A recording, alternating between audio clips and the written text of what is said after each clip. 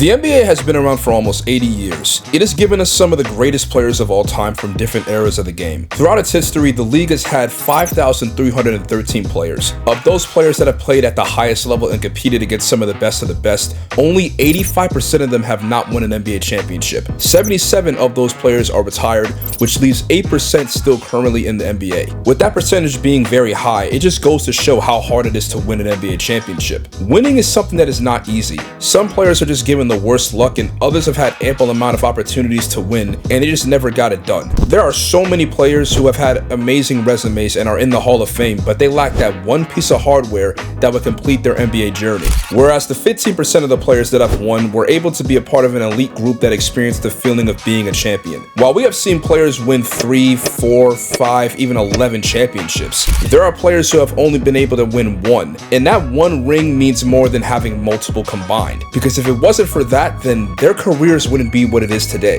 So the question is, which NBA players' careers were changed due to them winning an NBA championship, and why was it so important for their legacy? Dwight Howard today is seen as someone who is more of a meme. He has been in some media feuds and has been overlooked when it comes to his talent. When he was first drafted to Orlando, he was replacing Tracy McGrady and had a lot of big shoes to fill. People were looking to him to be the next face of the franchise, and during his time there, he would take this team to incredible heights, while also being one of the best players and bigs in the NBA. He was the best shot blocker and won Defensive Player of the Year multiple times, was one of the best in-game dunkers and one of the more likable players in the league. In 2009, he was able to take the Orlando Magic all the way to the NBA Finals and competed with some of the best players in the NBA, most notably LeBron James in the Eastern Conference Finals, where they went to 6 games. And in the finals, he went toe-to-toe with Kobe Bryant, who was fresh off of his loss in 2008. But his time in Orlando after the 2009 Finals would have a rocky ending for him, with him having issues with losing in the playoffs and drama with the Magic coach Stan Van Gundy,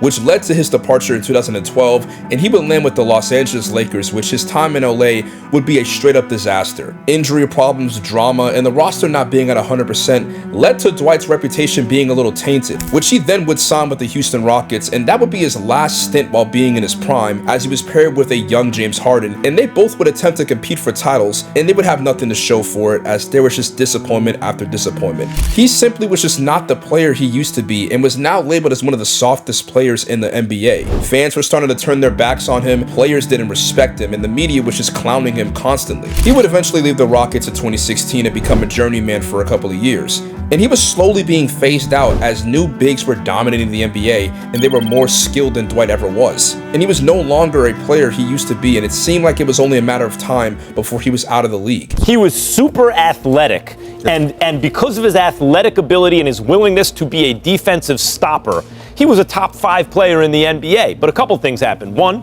he hurt his back.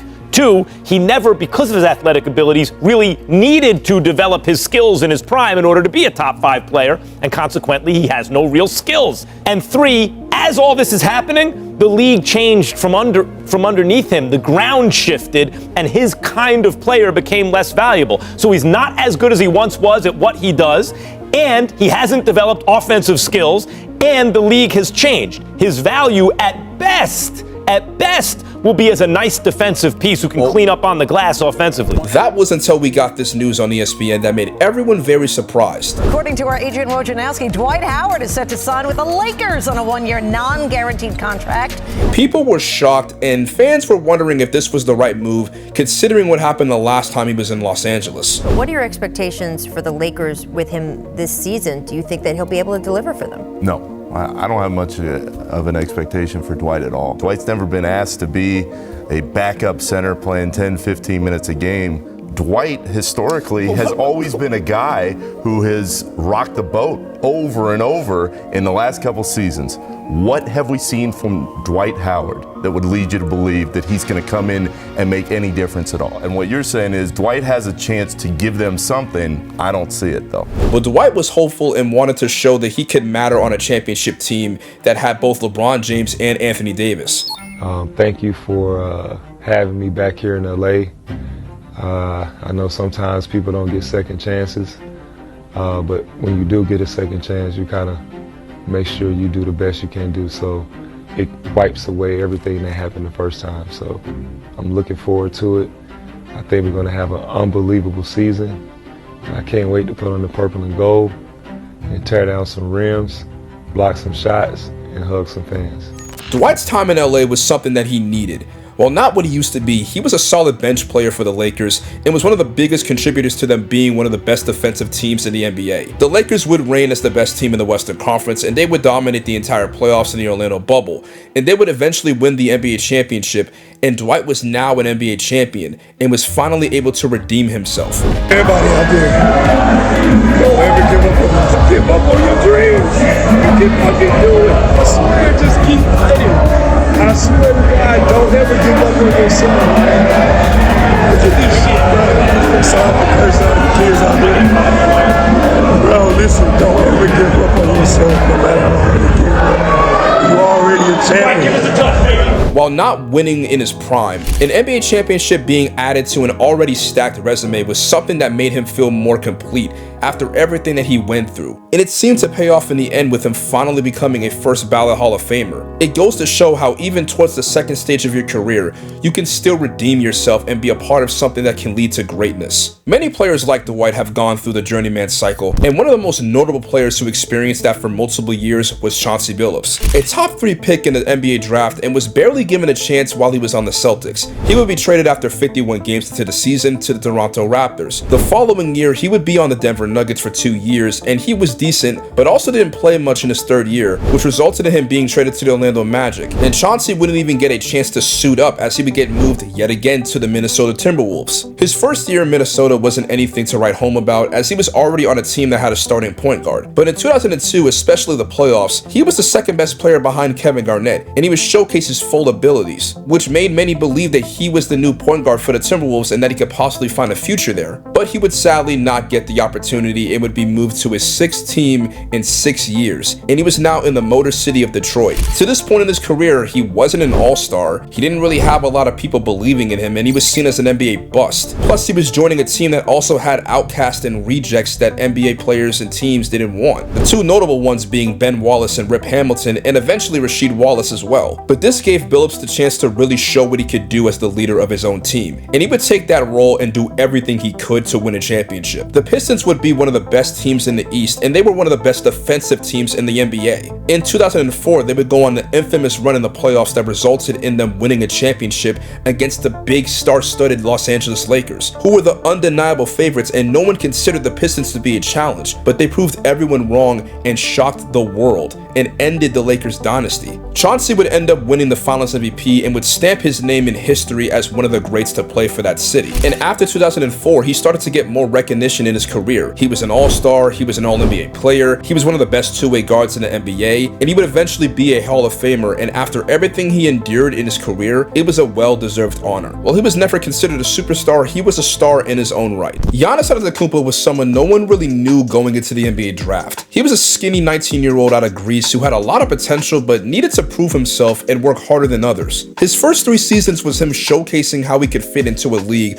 where it was already starting to transition into a 3-point shooting epidemic. But in 2017, he truly came into his own and broke out as an all-star and became one of the league's best players. He was now the solidified leader of the Milwaukee Bucks, and he was gaining respect and admiration from his peers. The Bucks would start to become one of the more feared teams in the East, and the Greek Freak was now considered to be a superstar in the NBA. While not having a solid jump shot, he was one of the best finishers in the league, and he was dominant getting to the paint. In 2020, he was in a debate of being the NBA's best player after winning back-to-back MVPs, but there was a problem that was starting to become noticeable. While Giannis was great, he was not having a lot of success in the playoffs, and his dominance was looking like it could be stopped if he could just find the right defensive scheme. He did not have a lot of experience making it past the first round in his playoff career until 2019, where the Bucks would make it to the Eastern Conference Finals in Giannis' first MVP season, and they were the best team in the NBA, and they would have a duel against the Toronto Raptors, and the Bucks would gain a 2-0 series lead, but the Raptors would come back, and Kawhi especially would outperform the MVP in the series and hand a disappointing loss to Milwaukee. But it was even worse in 2020, where they lost to the 5th seeded Miami Heat, and once again a team found a way to contain Giannis and shut him down for the 4 of the 5 games he played. And people were now starting to doubt if Giannis could even lead a team to the NBA championship and if it could be that guy. I knew that Giannis wasn't ready for this big moment and to be the #1 guy. Listen, this man is right now, he's the most overrated in basketball. VP of the league, most likely. You put him in the NBA Finals. He did not make it there.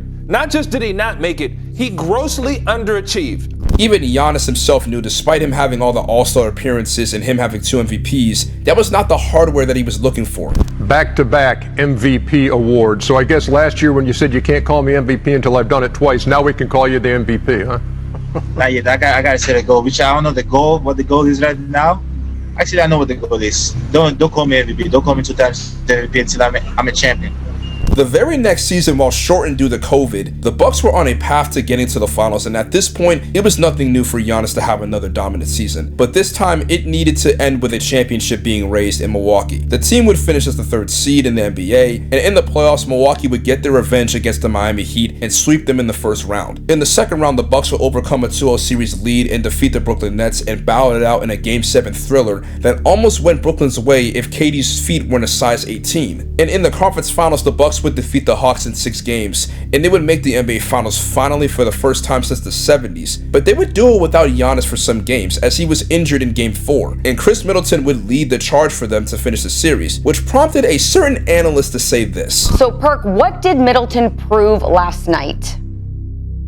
What I've been preaching time and time again, that he's the Batman of this team and Giannis is the Robin. And look, it's okay to be the Robin. People think that's a bad thing. It's not. Okay, we all know that Giannis is a guy that could dominate the paint. He could get to the paint when he wants. But when it matters the most, we have seen time and time again that Giannis freezes up in the big moments. But when it matters the most, you could put the ball in Chris Middleton's hands and he delivers in great fashion. He's a guy that can create for his own. He's a shot maker. He shoots about 90% from the free throw line. He gets the job done. Despite being seen as the best player in the league, he was seen as a second fiddle, which made it even more apparent for Giannis that he needed to win this final series to finally break out of this bubble that he was in. He would be cleared to play in the finals against the Suns, and this would be the Bucks' biggest challenge. Phoenix seemed to figure out how to stop Milwaukee, and their offense was very overwhelming, and Chris Paul was on a mission to win his first title. The Suns would go up 2-0 in the series and look to be the favorites, showing that the Bucks once again were outmatched. Someone needed to respond and get the Bucks out of this deficit, and one man would step up and carry his team on his back. Short on the 3, Tucker grabs it,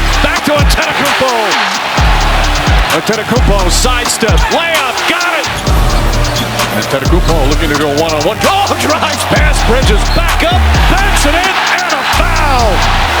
Giannis Antetokounmpo punishing the Suns here in the 3rd. With Tucker on him, throws it up for Ayton, shot blocked by Antetokounmpo! Phoenix has to foul, and Antetokounmpo throws it down! Mikal Bridges running the floor, shot blocked by Antetokounmpo! Holding on to the ball. The spin move, the finish, eccentric pass, and the slam from Antetokounmpo! And the celebration underway. But that's what I call star power. It's over. The Bucks have done it. The long wait has ended. After a half century, the Milwaukee Bucks are NBA champions once again.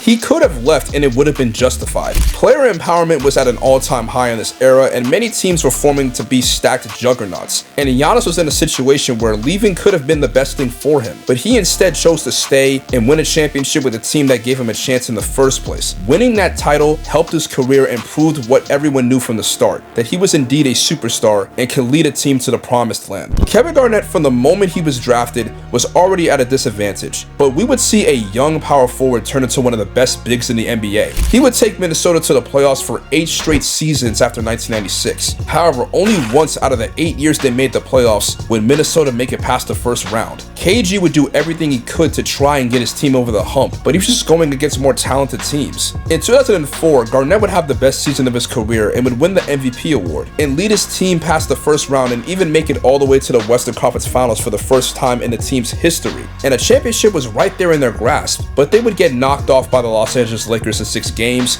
and that would be the last time the Wolves would make the playoffs while he was there. The last 3 seasons would be a total disaster, and Garnett was starting to grow frustrated of not winning, and he was getting older and entering his 30s. It was clear the direction of the team was nowhere near trying to win a championship. While Garnett did not want to leave as he wanted to stay with Minnesota, it was clear that he was not going to win a championship with this team. And the GM, Kevin McHale, would do the biggest favor for Garnett and trade him to a team that he knew would help win him championships. championships, which ironically was a team that McHale used to play for.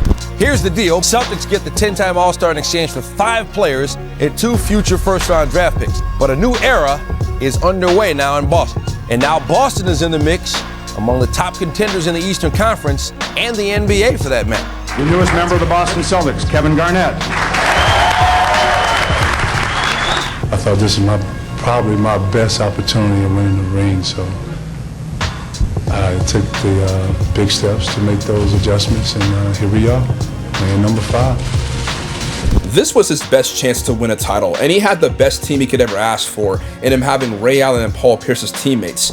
There was no room for excuses, and it was clear that these 3 players did not have a lot of time. So there needed to be a championship to show for it, or else this experiment would have been a failure. Boston in 2008 would have the best record in the NBA, and while KG was not in his MVP form, he was the team's best defender and arguably their best player on the roster. He would win the Defensive Player of the Year, but the one that he wanted the most was indeed the Larry O'Brien Trophy. Even Bill Russell believed that he could do it. I think that you're going to win at least 2 or 3 championships here.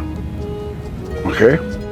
And if you don't, but I see you playing the way you should play, I'll share one of mine with you. I feel you. This is a genuine friendship thing I'm talking about. But if you play the way you play and you dedicate yourself to doing it, they will come. It's like that Field of Dreams. If you build it, they will come. You may have to put your arms around a couple guys and take them with you. But you can't drag them. You got to put your arms around and take them with you. The Celtics would make it all the way to the finals for the first time in 22 years. And even though they had a few bumps in the road, they were looking to win it all. And funny enough, they would face the Los Angeles Lakers, who were their rivals, led by Kobe Bryant, who was on his own journey to win his 4th title. But the Lakers would lose the series in 6 due to Boston having a far better team, and they were just physically tougher. They showed their championship spirit in this series, and even having a game where they came back down from a 24-point deficit. But while Kevin Garnett would not be the one to win the Finals MVP, he finally got his own championship. Man, I'm so hyped right now. Anything's possible. Anything's possible! Oh, my made it, man! Top of the world! Top of the world! I got my own. I got my own. I got my own, man. Thank you for everything, man. Thank you for everything, man. I hope we made you proud. Although he was never able to repeat, his run in 2008 and the leadership he displayed solidified him as one of the greatest power forwards the game has ever seen. Many players in the NBA have only been able to win 1 championship, but there is one player who only has 1 championship that remains as the greatest in this category, and the player is Dirk Nowitzki. And the reason for that was before 2011, his legacy and career was heading towards a decline. Entering the NBA draft, he was drafted by the Milwaukee Bucks and traded to the Mavericks in 1998. And at the time, this was before European players were making a wave in the NBA. He was a 7-foot big man, but he was also skinny and did not appear to have any defensive attributes to guard bigs or guards. But Dallas saw the raw potential in Dirk, and he would shock the world and become the 2nd best power forward in the NBA during the 2000s. While not a dominant force in the paint like Shaq, like Hakeem Olajuwon and Tim Duncan, he was one of the best post players during that era, and he was seen as one of the best shooters in the league. He was one of the pioneers for what a stretch big could do in the NBA, and after the 2000 season, the Mavericks would make the playoffs every single season during that time, but it resulted in only 1st round and 2nd round exits. They would make the conference finals in the 2003 season, but lost to the Spurs in 6. But in 2006, the Mavericks would finally break through and go on a run to make the NBA Finals. They swept the Memphis Grizzlies in the 1st round, they beat the defending champs, the San Antonio Spurs, in a grueling 7-game series that was settled in an overtime thriller, and they would defeat the Steve Nash-led Phoenix Suns in 6 games, and would be the team to represent the West in the NBA Finals. Their opponent was a Miami Heat team that was led by a 24-year-old Dwayne Wade and a Shaquille O'Neal who was getting up there in age. While they were on a roll in the playoffs and seemed to be a threat to win a title, the Mavericks were exposing Miami and they got whatever they wanted and would grab a 2-0 series lead, deflating Miami's morale, and they were going into Game 3 to grab a 3-0 lead and were nearly successful. But Dwayne Wade said otherwise and would have himself one of the greatest finals performances in NBA history. The Heat would rally back from that deficit and win 4 straight to beat Dallas, and would embarrass the Mavs on their home floor, and Dirk especially, as he did not have a great series, and he let the championship slip through his fingers, and he was not happy after being so close. However, the Dallas Mavericks would bounce back the year after, and they would have the best season the franchise ever had with 67 wins. And this would be Dirk's best season of his career, and he would let it be known to the league that he was on a warpath. The Mavericks' chances at getting a championship was very high in the 2007 playoffs, but there was just one problem that they did not expect. They ran into a team that wanted it more. The Mavericks would be stunned and lose to the 8th-seeded Golden State Warriors, and this would be the biggest upset in NBA history when it came to an 8th seed and the 1st seed. This would take a huge hit to Dirk's reputation, and he was heavily scrutinized once again for not showing up when it mattered. To make it even worse and to add more salt to the wound, Dirk would have to accept the MVP award after his first round exit. I was embarrassed. I let the city and my team down, and all I wanted to do was go somewhere where nobody knew me and go on vacation or something. And then, sure enough, I got the call from the NBA. Hey, you cannot leave yet, or not quite yet. There is a chance you might get the MVP. And I remember saying, I'd just give it to somebody else. That was some of the most uncomfortable moments of my career, I gotta say, standing there and have a suit on and having to talk now about what had just happened 2 weeks earlier. And all I wanted to do really was be gone. Post 2007, Dirk was constantly getting bounced out in the first round or the second round despite him being an all-star and averaging great numbers in the regular season. It seemed like it was just going to be impossible for him to win anymore. 2010 was one of the biggest off seasons when it came to free agency, and a lot of teams were assembling, and Dirk decided to stay with Dallas, which made people question why he stayed instead of going to another team. But 2011, they would be one of the best teams in the Western Conference, and they would head into the playoffs as the 3rd seed and were pretty much the underdogs of the entire postseason. You have the Spurs, the Lakers, the Heat, the Celtics, and the Bulls, while meanwhile you had the Mavericks, who were just another pretender in the playoffs. In the first round, the Mavs would face the LaMarcus Aldridge-led Portland Trail Blazers and would win in a hard-fought 6-game series. But that was just the easy part. The next series was even harder, as they had to face the Kobe-led Lakers, who were the defending champions. And everyone had the Lakers winning this series. It just was seen as a series that was going to end in either 4 or 5. And surprisingly, it would end in 4 games, but it wasn't the Lakers that won. It was the Mavericks who would sweep LA and shock everyone and make it back to the Western Conference Finals, where they would be playing a young but hungry OKC Thunder team led by Kevin Durant and Russell Westbrook and a young James Harden who was the 6th man. And Dirk would completely shut them down for 5 games straight and would make the finals for the 2nd time in his career. And he would have to face his demons once more and play against the team that robbed him the first time. But this time, they were even better. They were a newly formed super team led by Dwayne Wade, LeBron James, and Chris Bosh, and they were looked at to be the team to win multiple championships. So when it was set that the Mavs were going to be the team that the Miami Heat were going to play, everyone wrote Dirk and Dallas off and had the trophy ready to be held in Miami's hands. But this was important for Dirk's career and for his legacy. All the losses, the heartbreak, the blood, sweat, and tears, all of it led him to this moment. Dirk knew that this was his final chance at being crowned a champion, and he was not gonna roll over and let Miami take that from him. 7 to shoot. Nowitzki drives with underneath lefty layup, banks it in, and Dallas has tied the finals. Nowitzki backdoor, tie game. 5 on the clock. Nowitzki head fake, falling away. It's good. Dirk Nowitzki knocks it down again. +8 in favor of the Heat. Nowitzki with the left hand. Shot clock at 4. Nowitzki, high arcing 3. Oh! A rainbow goes through! To me, I think that's the way they should play. Nowitzki puts it up, puts it in. Dirk Nowitzki makes it a 10-point game. The emotions of Dirk Nowitzki. What he's always dreamed of, hoping to have another chance. The Dallas Mavericks are NBA champions. The first title in franchise history. Dirk's run in 2011 is considered to be the single greatest run a player has ever had. This made him the greatest player to only ever win 1 championship. And because of that, it rectified everything that happened to him prior to 2011 and made him an all-time great and the greatest European player the game has ever had. Or at least for now, that is. In the NBA, winning it all is the ultimate validation. The one thing that defines legacies more than stats, accolades, or amazing highlights. Some players are fortunate enough to win multiple rings, building dynasties and cementing their greatness. But for others, it all came down to just one. And sometimes that one is everything. For these players in particular, that single championship didn't just elevate their careers, it rescued them. It silenced critics. Whether they were the undeniable first option or a crucial piece to a bigger puzzle, that one ring became their legacy's anchor. The moment they proved they belonged amongst the game's elite. Because in a league where only one team finishes on top, one championship can be the difference between being forgotten and being immortal.